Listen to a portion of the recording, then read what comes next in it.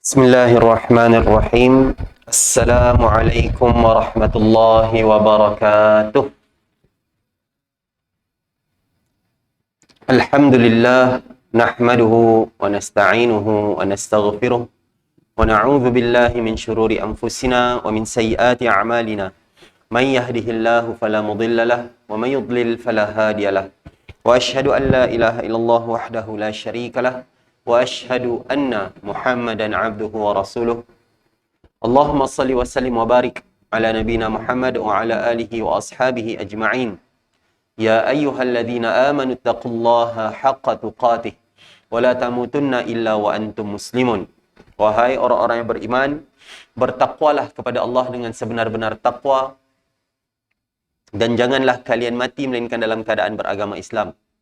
Rabbi shrah li sadri wa yassir li amri wahlul 'uqdatam min lisani yafqahu qawli, amma ba'd.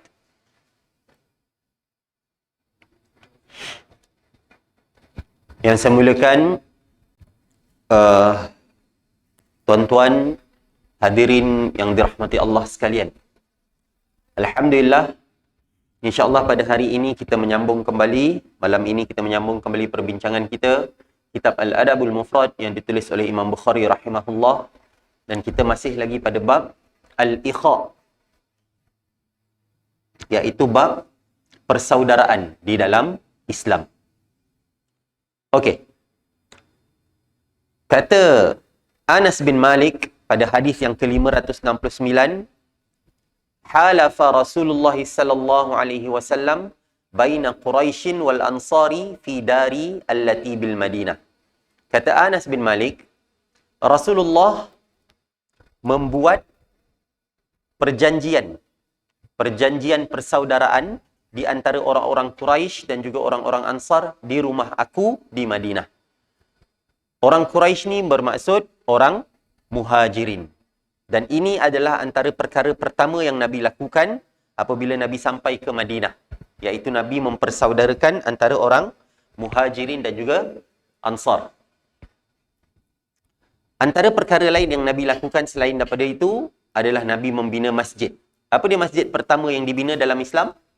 Pada zaman hidup Nabi SAW, Masjid Quba. Masjid Quba. Pertamanya Nabi membina Masjid Quba. Dekat luar sedikit lah, jauh sikit, lebih kurang berapa? 5 kilo ada daripada Masjid Nabawi, lebih kurang. Nabi bina dekat Quba, buat. Kemudian sampailah Nabi dapat tinggalnya dekat rumah siapa nama tu? Abu Ayyub Al-Ansari memula. Nabi tinggal dekat rumah Abu Ayyub Al-Ansari. Kemudian barulah Nabi mula buat Masjid Nabawi. Kemudian Masjid Nabawi baru dibina. Dan Masjid Nabawi pada asalnya, tuan-tuan, yang kita kena faham, sebenarnya binaannya tak sampai dekat rumah Nabi. Dia cuma bersambung je lah. Tapi binaannya adalah kecil pada waktu tu. Sehinggalah apabila dibesarkan, akhirnya masuklah makam Nabi, iaitu kubur Nabi Muhammad tu termasuk dalam kawasan masjid. Maka sebab itulah adanya kubur dekat dalam Masjid Nabawi, iaitu kubur Nabi Muhammad, Abu Bakar dan juga Umar. Jangan pula tiba-tiba kata, tu Masjid Nabawi ada kubur dalam masjid tu. Kita pun apa salahnya kita buat juga. Habis lah. Hancur. Kita kena faham, ada keperluan mereka lakukan sedemikian disebabkan untuk membesarkan Masjid Nabawi. Yang mana makin lama perlu untuk renovate untuk makin besar. Makin lama makin besar. Okey. Persaudaraan di dalam Islam ni, kita panggil dia sebagai ukhuwah Islamiyah. Ukhuwah Islamiyah. Yang mana apabila seseorang itu tidak mencintai saudaranya, dia ni tak ada rasa Islam, maka dia tak dikira sebagai orang yang sempurna imannya. Kalau kita, kan kadang-kadang kan kita dah mula mendengar pada hari ini, kita mula mendengar berkenaan dengan, aku tak perlu orang pun nak hidup. Biarlah aku tak kacau orang. Biarlah apa saja, aku tak perlu orang lain. Aku tak perlu macam ni kan. Kadang-kadang kan dia dah mula kita panggil apa nama tu, self-centered. Dia sangat-sangat berpaksikan kepada dirinya sendiri tanpa dia fikir orang lain. Tak apalah asal aku tak kacau orang. Tak apa lagi gini. Tidak tuan-tuan. Kita ni manusia yang Allah cipta, yang mana kita ni sentiasa akan memerlukan orang lain. Kita. Contohnya, pada awalnya kita dilahirkan, perlu tak kita kepada bantuan orang? Perlu. Kalaulah dibiarkan semata-mata, mati. Kan? Masa baby kan? Nasib ada mak jaga. Ayah jaga. Sampailah ke besar, ada cikgu yang jaga. Adalah apa nama, orang-orang lain yang menjaga. Dan sentiasa kita ni diperhatikan dan dijaga. Dan apabila kita sakit, adanya orang lain yang menjaga kita. Ada sahaja biasanya ada orang yang menjaga. Dan kita ni memang diciptakan sedemikian. Tak ada kita ni kata, aku boleh duduk seorang-seorang, sendiri. Sebab tu di dalam Islam, tak ada istilah kita panggil bertapa. Untuk meningkatkan ketakwaan, kita pergi bertapa, kita kata kan. Berkhalwat. Berkhalwat ni yang Nabi buat cerita lain lah. Nabi buat ni sebabkan Nabi dah fras dengan apa yang berlaku dekat Mekah waktu tu. Jadi Nabi pun pergi mengasingkan diri. Nabi duduk dekat Gua Hira. Tapi lepas tu ada lagi tak Nabi berkhalwat macam tu? Nabi pergi mengasingkan diri, duduk kat gua ke apa, ada lagi tak? Tak ada dah. Selepas Nabi diangkat, tak ada dah. Maka amalan-amalan yang sedemikian sebenarnya tidak ada dalam Islam. Tak ada disuruh untuk kita ni pergi bertapa dekat gunung mana ke, naik gunung Santubong, duduk kat satu hujung ceruk tu. Lepas tu tunggu apa semua kan. Tak nak apa nama, tak campur dengan manusia supaya naik darjat kita kata kan. Tak ada. Dalam Islam tak ada. Tak ada diajar oleh Nabi SAW. Bahkan kita disuruh untuk bermuamalah. Kita disuruh untuk mulazamah, apa kita panggil ni? Bercampur dengan manusia. Contohnya apa? Disyariatkan dalam Islam untuk solat berjamaah. Kita orang lelaki ni, syariatnya, syiar Islam disuruh untuk solat jamaah. Dalam mazhab Syafi'i, dia fardu kifayah. Dalam mazhab Hanafi contohnya fardu ain, wajib untuk dia solat jamaah. Kalau tak solat jamaah dosa. Macam kita ni lembut sikitlah. Tak solat jamaah tak dosa lagi. Cuma kurang pahala. Jadi syiar Islam disuruhnya untuk kita jumpa dengan orang, pergi solat jamaah. Tu yang bila tiba-tiba wujudnya satu golongan dulu pernahlah famous kejap benda ni. Dia ajar bersuluk. Bersuluk tahu bersuluk. Dia pergi mengasingkan diri ke kat satu tempat ke apa. Lepas tu dia pun zikir entah apa-apa semua tu. Lepas tu sampai mereka duduk kat situ tu, kadang sampai 3 hari ke, seminggu ke 2 minggu. Solat Jumaat pun tak pergi. Sebab mengasingkan diri daripada masyarakat. Contoh, kononnya boleh menjadikan dia meningkatkan ketakwaan dan sebagainya. Tak ada. Dalam Islam tak ada. Kita nak takwa, perbanyakkan amal ibadah kepada Allah. Dalam masa yang sama, kita bercampur dengan masyarakat. Bercampur dengan masyarakat. Okey. Apa kata Nabi SAW berkenaan dengan tidak beriman ni? Kalau orang tu tidak sayang kepada saudaranya. Kata Nabi, La yu'minu ahadukum hatta yuhibba li akhihi ma yuhibbu li nafsi. Tidak beriman. Tidak sempurna iman seseorang di antara kalian sehinggalah dia suka untuk saudaranya apa yang dia suka untuk dirinya sendiri. Apa yang dia suka untuk dia dapat, maka dia pun suka kalau orang lain pun dapat juga. Dia dah kahwin, dia suka kalau saudaranya kahwin juga. Dia ada rumah, dia suka kalau orang lain pun ada rumah juga. Jadi dia suka apa benda yang dia ada tu, orang lain dapat seperti itu juga. Dalam hadis yang lain, Nabi sebut, hatta yuhibba li akhihi aw qala li jari. Sehinggalah dia mencintai untuk saudaranya ataupun Nabi kata untuk jirannya. Disuruh untuk kita ni sentiasa ada rasa sayang kepada saudara se-Islam. Nabi ajarkan begitu. Dalam hadis yang lain, ada lafaz yang menyebut la yablughu 'abdun haqiqatal iman hatta yuhibba linnas ma yuhibbu li nafsihi minal khair. Seorang hamba itu tidak akan mencapai darjat, tidak akan mencapai hakikat iman, iman yang sebenar-benarnya, sehinggalah dia mencintai kebaikan untuk manusia seperti yang dia cintai untuk dirinya sendiri. Menunjukkan bahawa kita ni disuruh untuk ada rasa suka orang lain dapat seperti mana yang kita dapat. Dan kita tak diajar untuk hasad. Hasad adalah benda yang tercela dalam Islam. Hasad ni apa tuan-tuan? Hasad ni ialah apabila seseorang itu dia dengki dengan orang lain dan dia mengharapkan nikmat yang orang tu dapat berpindah daripada orang tu kepada dirinya sendiri. Itu adalah hasad. Hasad. Hasad ni dia minta supaya orang tu hilang nikmat tersebut dan dia dapat. Paling-paling tidak, kalau dia tak dapat pun orang tu hilang nikmat tersebut. Tu hasad. Benda ni ada pada Iblis. Bila dia melihat Nabi Adam diangkat darjatnya oleh Allah Subhanahu Wa Taala. Ada pula ilmu. Diajarkan ilmu kan. Wa 'allama Adamal asma'a kullaha. Allah mengajar kepada Nabi Adam nama-nama semuanya. Semua nama, maksudnya sebahagian ulama katakan Nabi Adam mengetahui semua bahasa. Nabi Adam tahu tentang setiap nama apa benda yang ada kat dunia ni, Nabi Adam tahu. Jadi Iblis jealous tentang darjat yang diberikan. Jadi benda ni dalam Islam tak diajar tentang hasad, kecuali dua perkara. Hasad yang dibenarkan apa dia? Yang pertama, dengki dekat orang yang pandai baca Quran, yang membacanya siang dan malam. Tapi dengki dekat sini ni maksudnya ribtah. Ribtah ni dia mengharapkan dia ada benda yang sama dengan orang tu tanpa orang tu hilang perkara tersebut.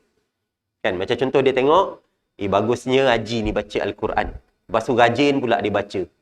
Aku ni tersekat-sekat baca. Kalaulah aku boleh baca macam Haji tu baca, aku pun nak baca kat siang malam. Yang tu boleh. Disuruh. Bahkan dapat pahala untuk dengki macam tu. Yang kedua, dia melihat ada orang yang kaya dan rajin bersedekah. Dan bersedekah siang dan malam. Maka dia pun cakap, kalaulah aku kaya macam orang ni kan. Jealous aku tengok. Kalau aku kaya macam dia, aku pun nak sedekah siang malam. Ni disuruh. Adapun untuk jealous disebabkan kedudukan seseorang, maka benda ni tak diajarkan dalam Islam. Itu adalah satu kerugian semata-mata. Contohnya jealous dengan orang kaya. Oh, jealous betul aku tengok dia ni kaya, senang untuk hidup. Kalaulah aku kaya macam tu juga. Habis kat situ je. Bukannya kerana nak bersedekah. Ini tak ada dalam Islam. Jadi, kita disuruh untuk jealous hanya dalam dua benda tu sahaja.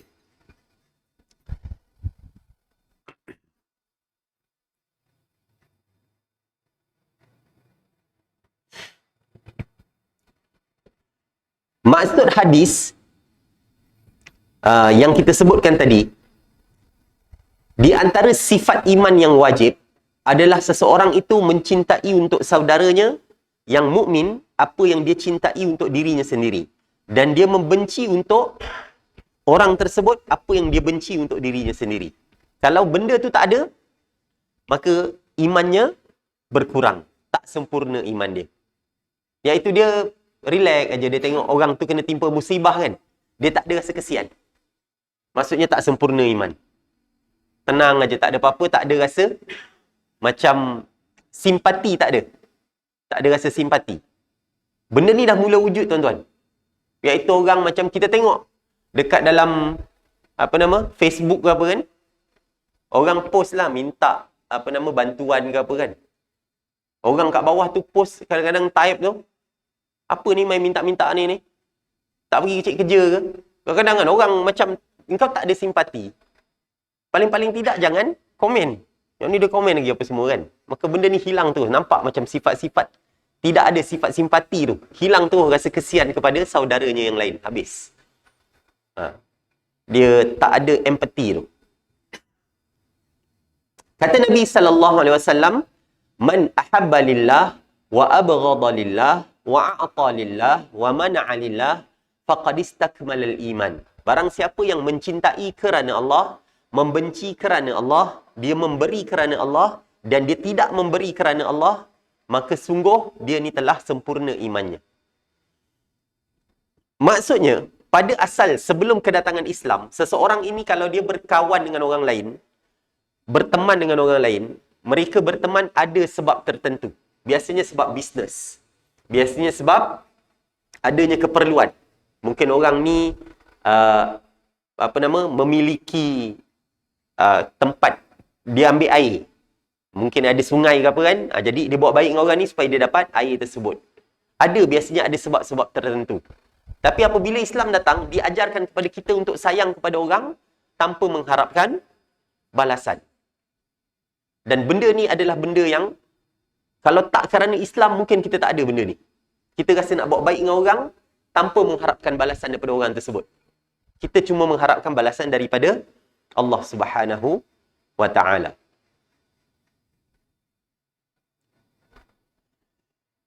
Hadis yang lain ada Nabi sebut, man ahabba an yuzahzaha 'anil nar wa yudkhalanal jannah falta'tihi maniyatuhu wa huwa yu'minu billahi wal yaumil akhir wal ya'ti ilan nasi alladhi yuhibbu an yu'ta ilaih. Barang siapa yang nak dijauhkan daripada neraka dan dia nak masuk ke dalam syurga, maka hendaklah dia mati dalam keadaan beriman kepada Allah dan hari kiamat, dan hendaklah dia menunaikan dan buat kebaikan kepada orang lain apa yang dia suka apabila orang buat pada dirinya sendiri. Menunjukkan kita ni memang disuruh untuk buat baik pada orang. Ni persaudaraan di dalam Islam.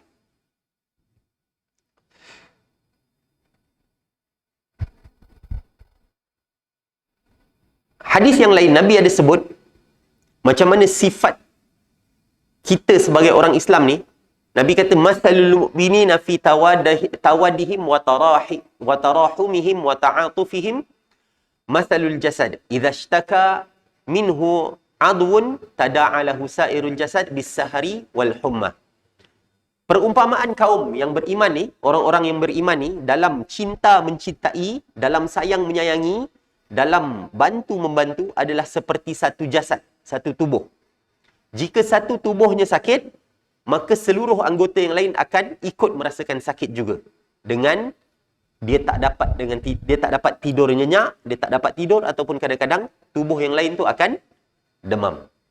Ni perumpamaan umat Islam. Bagaimana kita tuan-tuan apabila melihat berita orang Islam yang kena bunuh, orang Islam yang telah dibom dalam peperangan dan sebagainya? Macam mana kita punya reaksi?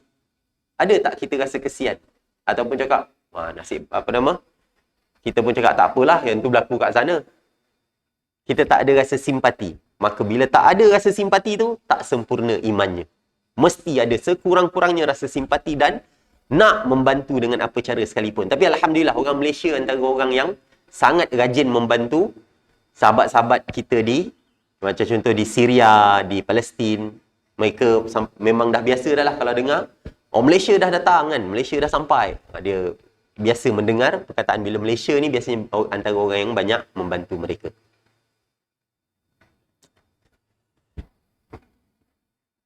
Baik.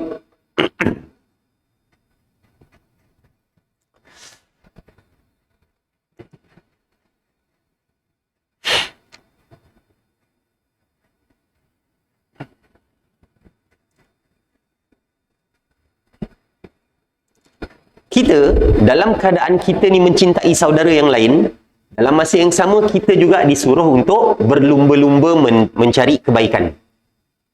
Kita disuruh untuk bersegera untuk dapat kebaikan.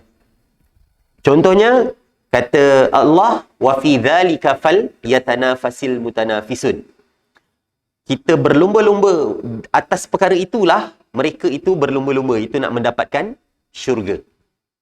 Kita tak boleh benci dengan orang lain, tapi dalam masa yang sama disuruh untuk berlawan, berlumba untuk membuat kebaikan. Benda ni kan nak ikutkan kan macam benda yang pelik. Biasanya apabila kita berlumba dengan sesuatu, nak mendapatkan sesuatu, maka kita akan benci dengan orang yang sama-sama berlumba dengan kita. Betul tak? Kita tengok contohnya, orang yang tengah bersukan, lomba lari. Biasanya dia tak puas hati lah dengan orang ni yang lari lebih laju daripada dia. Dia tak puas hati. Kalau boleh, kalau dia ni demam ke apa lagi bagus lah. Macam tu kan. Kadang-kadang orang sukan kan. Macam kawan saya main rugby, tuan-tuan. Dia ceritalah, dia ni main rugby untuk Negeri Sembilan dulu, NS Wanderers. Main rugby untuk ni kan. Jadi dia ceritalah, kadang-kadang kalau kata tak puas hati dengan orang ni kan, tengok dia ni macam lagi bagus, waktu training tu bagi sikit dekat kaki ke mana, biar injured. Nanti dapatlah ni main. Kadang-kadang memang ada sifat macam tu kan. Berlomba kan, tanya coach.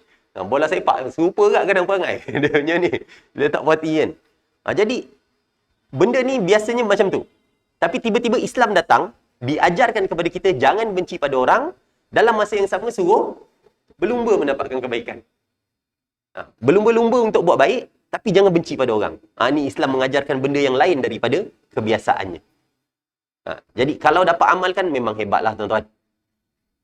Nak berusaha keras untuk mendapatkan kebaikan, dan kemudian dia menganggap dirinya tak berapa sempurna berbanding orang lain. Iaitu sebab tu dia tak rasa macam tak puas hati dengan orang.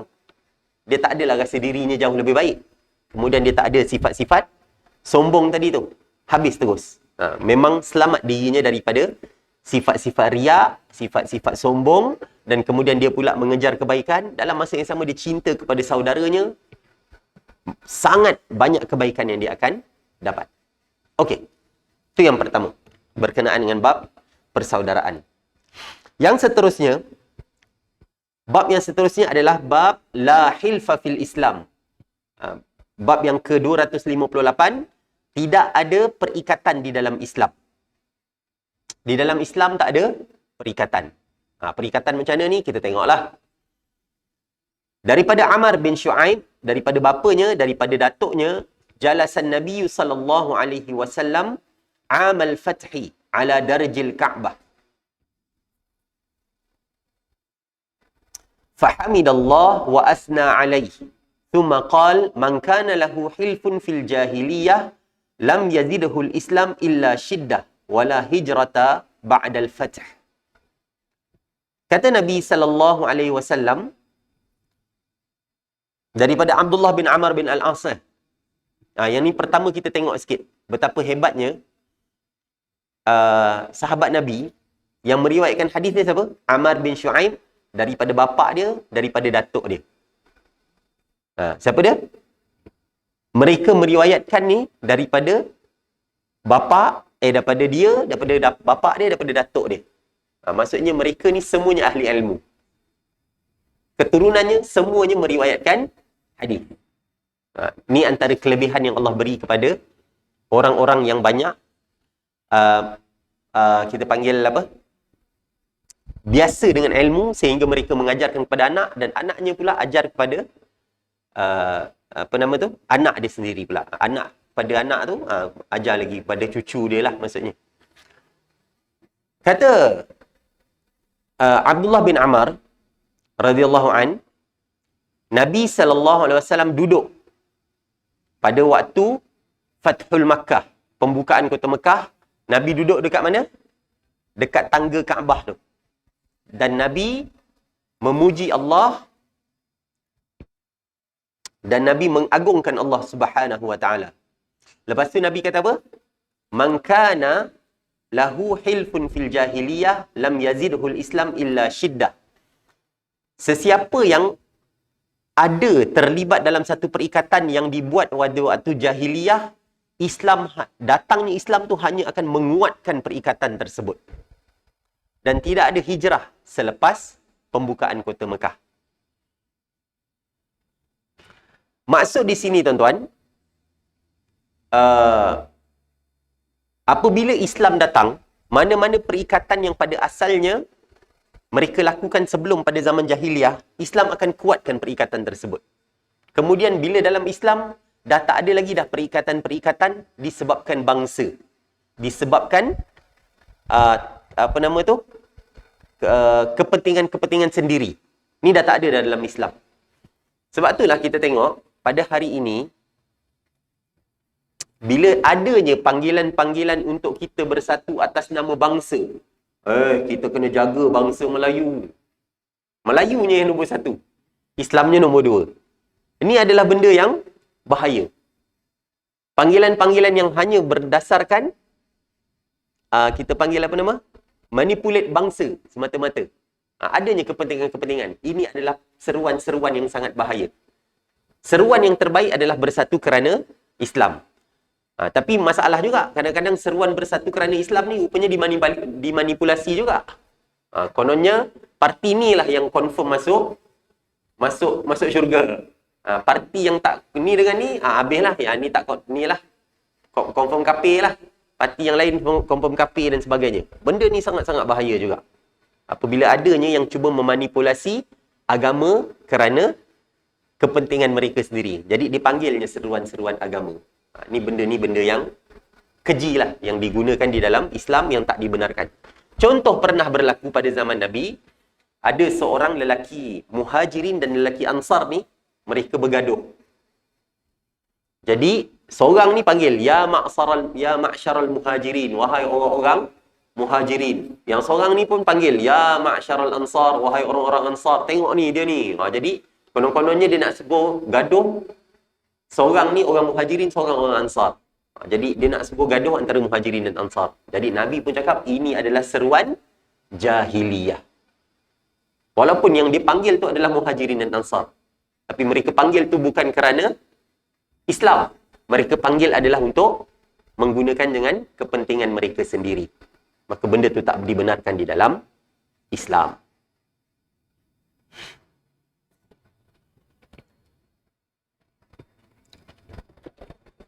Okey. Bab yang seterusnya. Bab man istamtara fi awwalil matar. Bab orang yang main hujan apabila hujan first turun. Boleh tak tuan-tuan? Kalau dulu kita masa mandi hujan, main hujan kecil-kecil kan, mak cakap apa? Jangan main hujan, nanti demam. Kan? Ataupun disuruhlah lari apa semua, pergi masuk dalam hujan tu. Rupanya ada satu sunnah yang sebenarnya diamalkan oleh Nabi dan para sahabat, bahkan orang Arab sehingga kini. Iaitu mereka akan main hujan apabila hujan turun. Hujan first turun tu, dia punya seronok dia macam kita ni selalu sangat hujan. Jadi kita dah tak heran dah.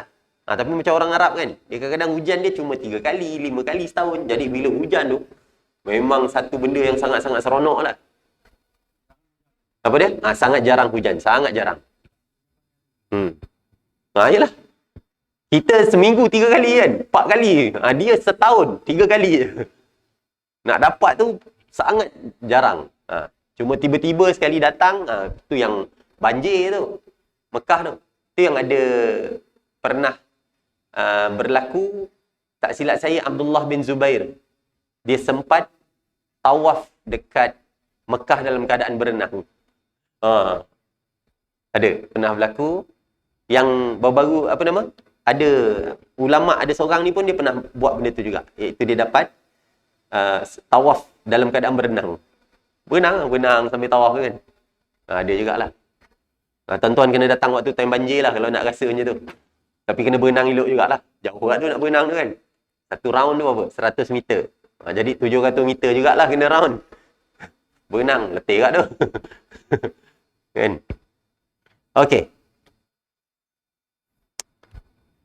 Daripada Anas radhiyallahu an, dia berkata, asabana ma'an nabi sallallahu alaihi wasallam matar. Fahasara an-nabiy sallallahu alaihi wasallam thawbahu anhu hatta asabahu al-matar. Qulna lima fa'alta? Qala li'annahu hadithu ahdin bi rabbih. Kata Nabi daripada Anas bin Malik radhiyallahu an bahawa Anas yang berkata, kata Anas, kami ini ditimpa hujan. Hujan ni turun. Satu hari, hujan turun sewaktu kami sedang bersama dengan Nabi SAW. Lalu, Nabi pun hasara thawbahu. Nabi singkapkan baju dia. Macam contoh lengan ni, Nabi naikkan. Biar kena dekat mana-mana ni tu, Nabi turunkan lah. Macam contoh pakai apa semua tu, Nabi turunkan. Nabi buka, biar terkena dekat kulit dia. Lalu kami pun bertanya, apa yang Tuan sedang buat? Kenapa engkau lakukan sedemikian, wahai Rasulullah? Lalu kata Rasulullah, sebab ini adalah benda yang baru je datang daripada Tuhan. Hujan ni baru sahaja datang daripada Tuhan. Ini menunjukkan bahawa disunnahkan untuk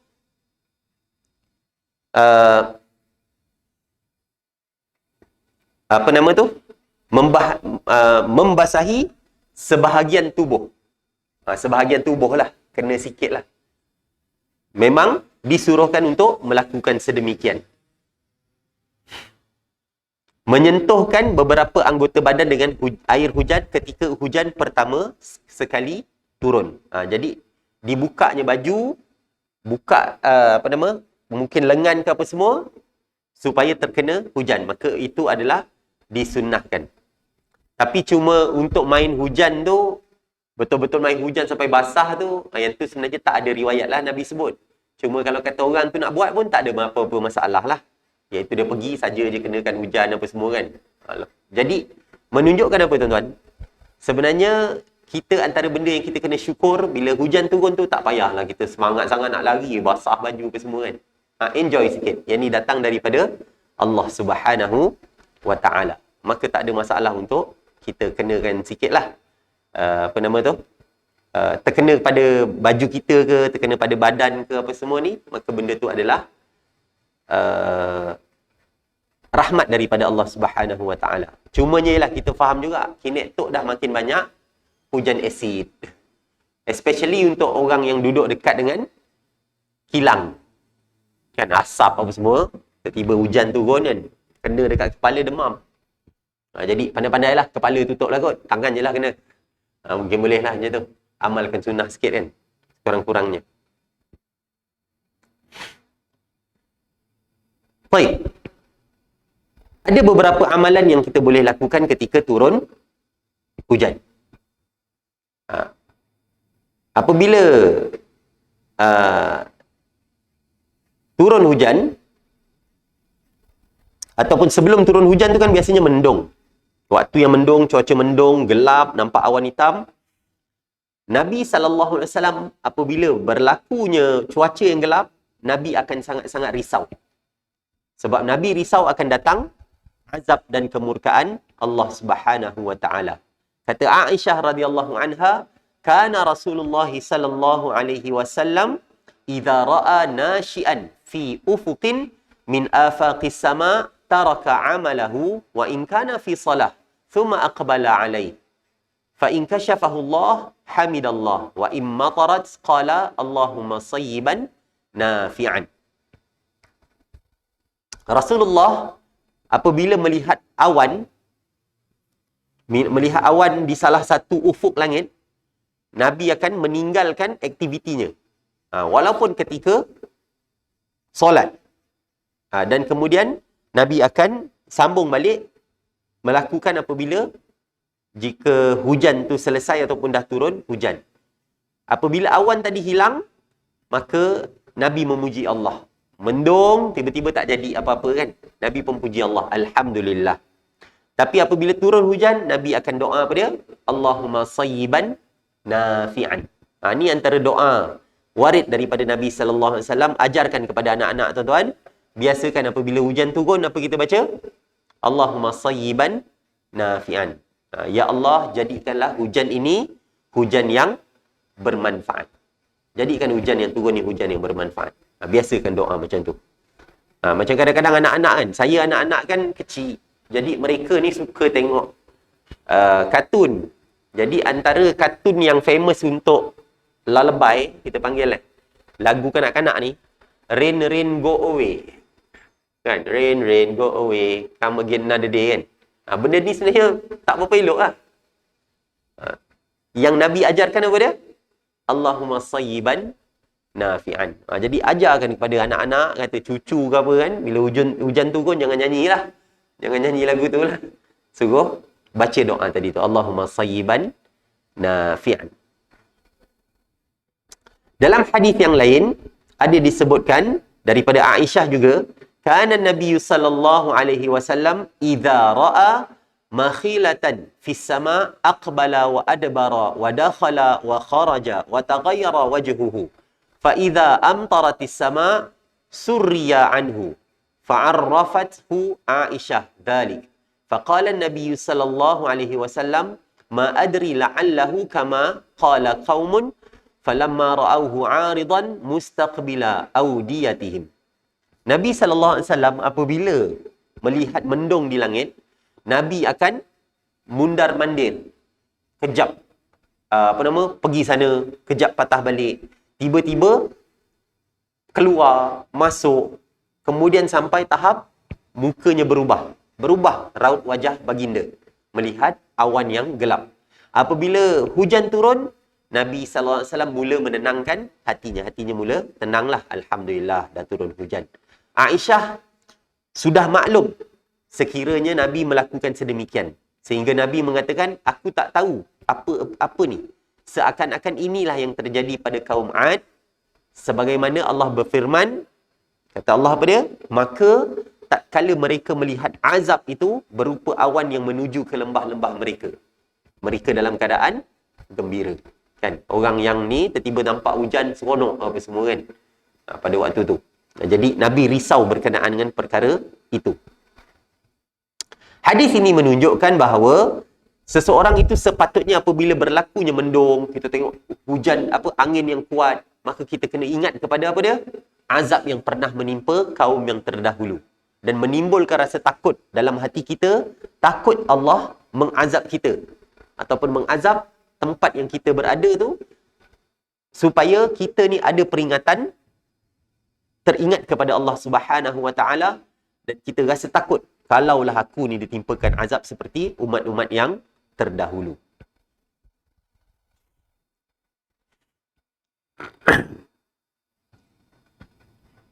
Selain itu, apabila hujan turun tuan-tuan, itu adalah waktu yang terbaik di antara kesempatan yang terbaik untuk berdoa. Nabi SAW menyebutkan ada 3 waktu yang mustajab doanya, yang makbul doa. 3 masa. Apa dia? Nabi kata utlubus istijabatad du'a inda salas. Carilah doa yang mustajab dalam 3 perkara, dalam 3 keadaan. Yang pertama, inda iltiqa'il juyush, apabila 2 pasukan sedang dah hampir bertemu. Waktu tu doa. Kan macam nak perang lah. Waktu nak perang, waktu tu antara doa mustajab, doa. Yang tu yang pertama. Sebab tu Nabi, waktu perang Badar contohnya, Nabi doa. Sungguh-sungguh Nabi doa, angkat tangan apa semua kan. Sampai terjatuh kainnya, Abu Bakar ambil balik, letak balik. Jatuh lagi. Sampai nampak ketiak Nabi. Sungguh-sungguh Nabi doa kepada Allah. Yang kedua, wa iqamatis salah. Apabila waktu, masuk waktu solat dan waktu solat dah nak solat dah nak dilaksanakan. Antara azan dengan iqamah lah. Yang tu antara waktu yang disuruh untuk memperbanyakkan doa. Banyakkan doa waktu antara azan dengan iqamah. Kita ni sekarang ni ada satu benda yang menjadikan kita kadang-kadang kurang fokus. Kan kita dah duduk kat masjid elok dah. Azan. Tapi sementara lepas mayang apa semua kan, lepas mayang sunat, apa kita buat? Buka phone kejap lah sementara nak tunggu imam ni. Check dulu kan. Kan? Ni kita lupa untuk doa. Tu yang kita banyak tertinggal tentang benda-benda macam gini. Dan yang ketiga, waktu bila? Wa nuzulil ghaith. Apabila turunnya hujan. Di antara waktu yang disuruh untuk perbanyakkan doa adalah waktu hujan turun. Banyakkan berdoa. Sehingga Nabi ada kata, Sittad ma turaddani doa indan nida wa tahtal matar. 2 doa yang tidak akan ditolak. Doa ketika azan dan juga doa ketika turunnya hujan. Jadi perbanyakkan doa apabila ada hujan turun. Doalah apa-apa yang kita minta. Kita lupa apa kita nak. Ya.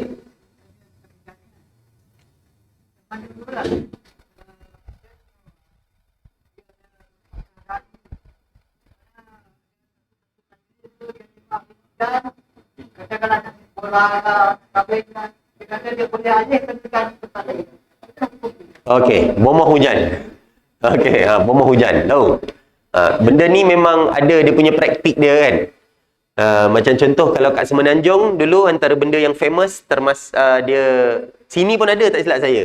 Saya tanya-tanya ada juga. Iaitu kalau contohnya nak buat majlis ke apa ke, tiba-tiba nampak macam nak hujan, diambilnya seluar dalam si pengantin lelaki ke apa, dilempar dekat atas. Sama jugalah tu. Sama kan? Benda tu rupanya satu Malaysia. Satu Malaysia sama-sama khurafat. Ini termasuk dalam perkara khurafat tuan-tuan. Antara benda yang tidak ada kena-mengena, yang tidak ada apa kita panggil, tidak ada kaitan. Tapi kadang-kadang Allah saja nak uji. Sungguh-sungguh buat, tiba-tiba jadi. Saja Allah uji. Jadi, orang yang membuat tu, dia merasakan, oh rupanya sebab seluar dalam dia ni lah, apa nama? Yang menjadikan hujan tak turun. Sedangkan yang tak menurunkan hujan siapa? Allah Subhanahu Wa Taala. Yang pakai doa tak ada masalah. Doa memang ada. Warid daripada Nabi, memang Nabi pernah doa untuk alih hujan. Yang tu pernah. Ya, yang tu boleh. Contohnya Nabi pernah doa apabila ada satu ketika waktu tu kemarau lama sampai binatang ternakan mati, air tak cukup kan.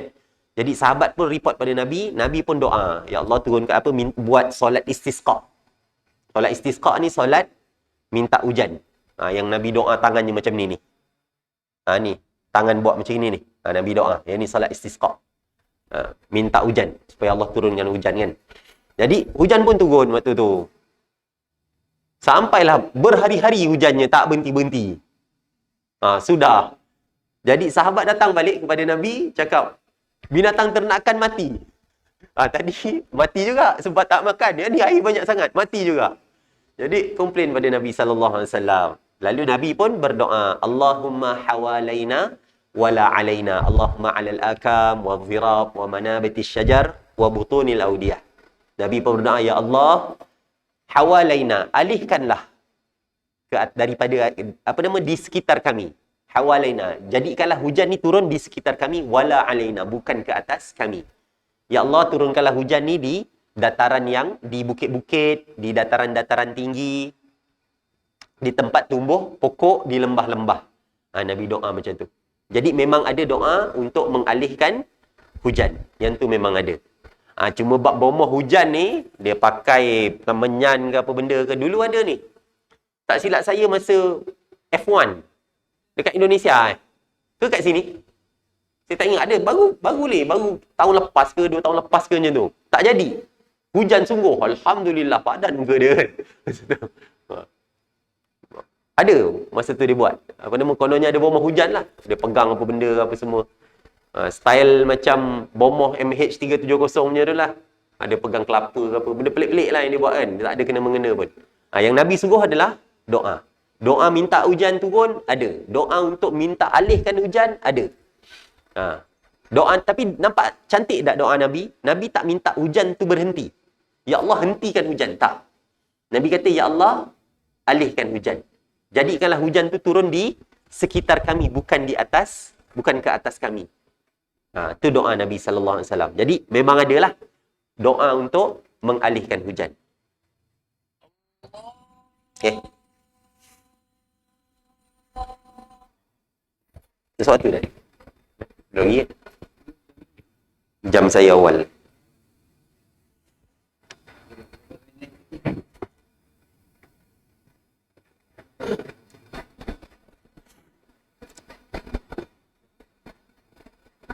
Jadinya memang ada doa untuk minta menghentikan hujan.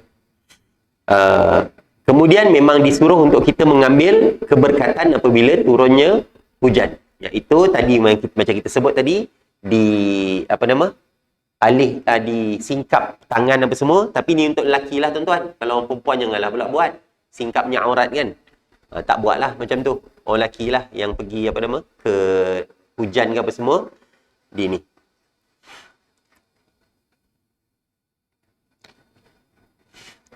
Selain itu, contohnya Ibnu Qunabah ada menyebutkan bahawa dianjurkan, disunatkan untuk berwuduk dengan air hujan apabila airnya mengalir laju, airnya deras mengalir. Jadi disuruh untuk berwuduk dengan air hujan. Macam kita ni lalu tak lalu je lah. Contohnya kata kan, air turun, air lebat, lepas tu turun dekat atap rumah kan. Lepas tu jatuh kat situ. Boleh tak ambil wuduk kat situ? Boleh lah, tak ada apa-apa masalah. Boleh je. Cuma kadang-kadang orang kita ni kan banyak sangat was-was dia. Nanti kalau ada taik burung ke apa ke atas apa semua kan. Kan dah hujan banyak dah lalu apa semua, maka patutnya tak ada apa-apa masalah lah. Cuma kalau tak lalu tak apalah, tak payahlah. Kalau ada rasa was-was ke apa kan. Tapi menunjukkan bahawa sebenarnya tak ada apa-apa masalah. Dan kalau kita tengok orang Melayu yang terdahulu, mereka memang wuduk ke apa semua pakai itulah. Kan airnya kan dikumpulkan, macam contoh rumah nenek saya lah. Rumah nenek saya, memang dia buat ada satu gutter tu, pakai zinc kan. Lepas tu sampai ke tempat tong besar ni, apa benda, kolah ke apa benda tu. Memang guna untuk ambil wuduk lah. Dah masuk lah. Okay, kita azan.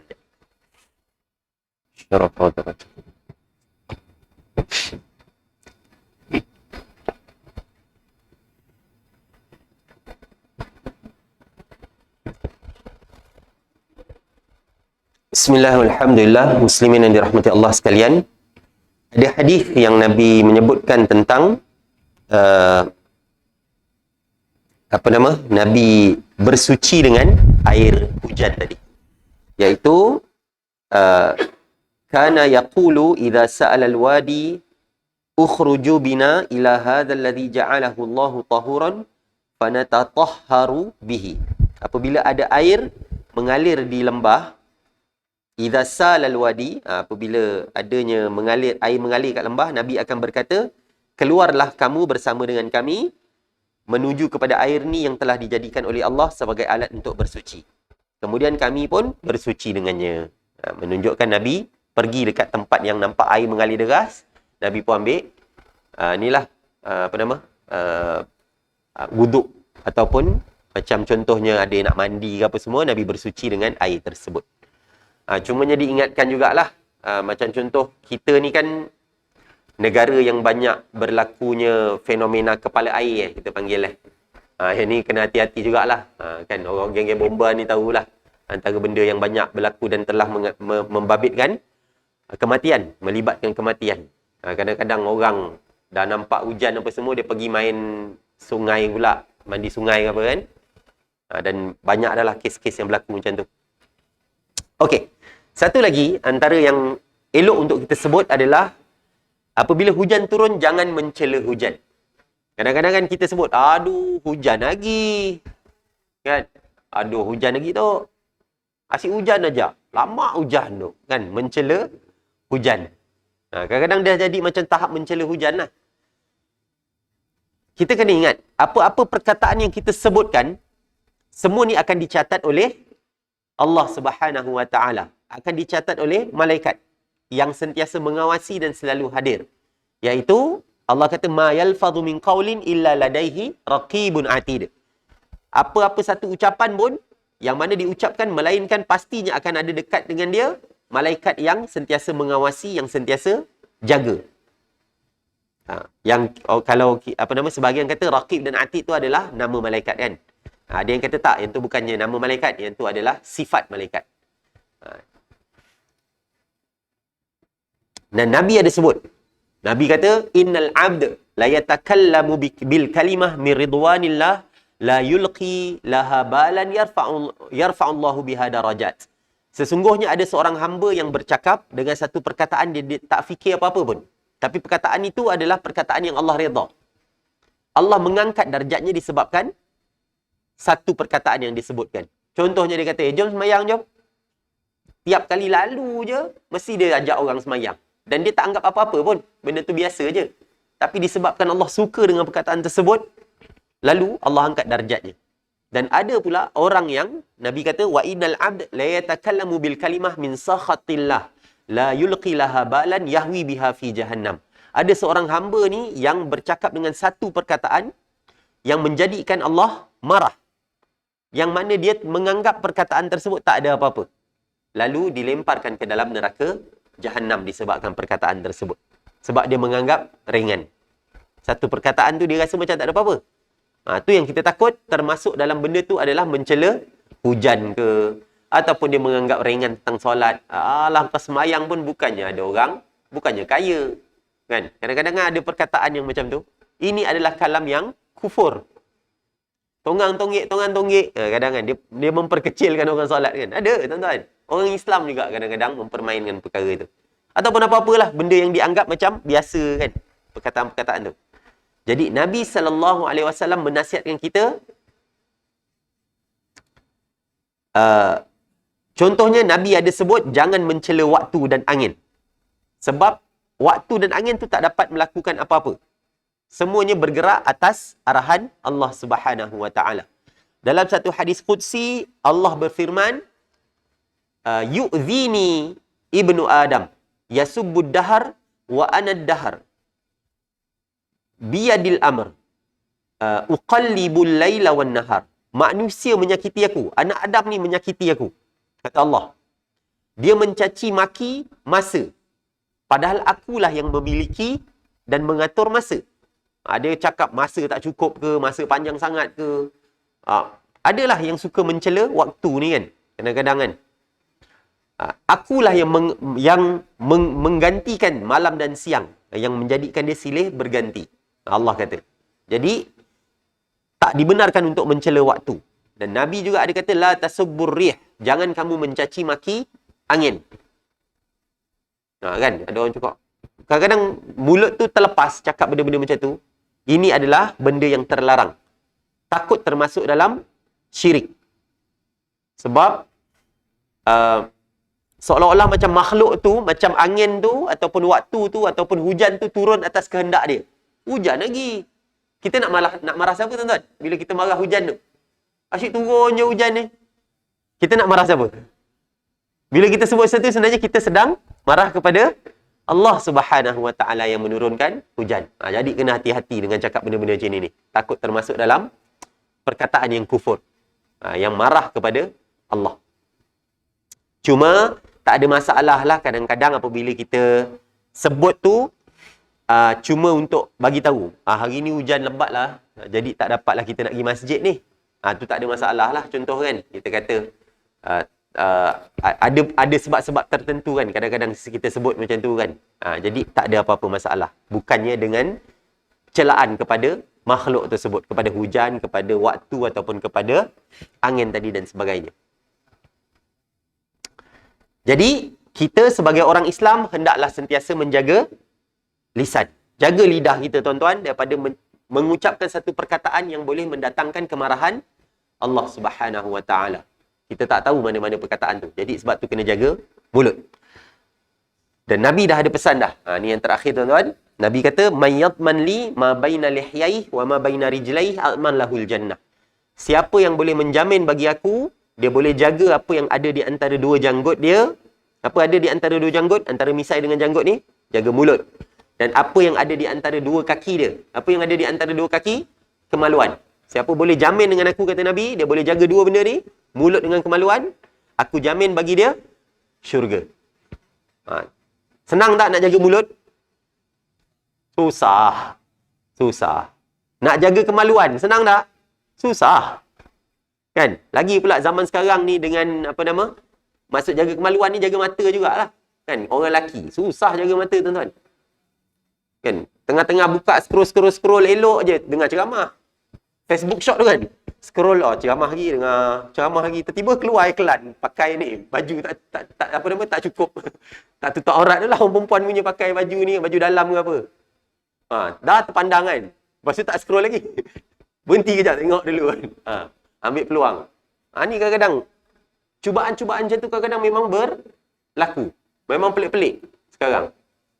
Jadi kalau dapat kita jaga mata, jaga mulut kita ni, jaga kemaluan kita, maka insya-Allah Nabi kata aku jamin bagi dia syurga. Jadi mudah-mudahan Allah menjadikan kita ni orang yang tidak mencela hujan. Allah jadikan kita ni bersyukur atas apa yang Allah timpakan ke atas kita. Sama ada satu kebaikan ataupun musibah, kita bersyukur ataupun kita sabar. Itu yang Nabi ajarkan kepada kita. Kalau musibah menimpa kita, kita sabar. Kalau ada nikmat menimpa kita, kita bersyukur. Itu hebatnya orang yang Islam. Orang yang beriman hebatnya daripada segi reaksi dia semua baik. Dapat musibah, dia boleh redha, dia boleh sabar. Dapat nikmat, dia boleh syukur. Dua-dua elok untuk dia. Baik dapat musibah ataupun dapat nikmat. Dua-dua okey, tak ada masalah. Ni yang menjadikan seorang itu beriman.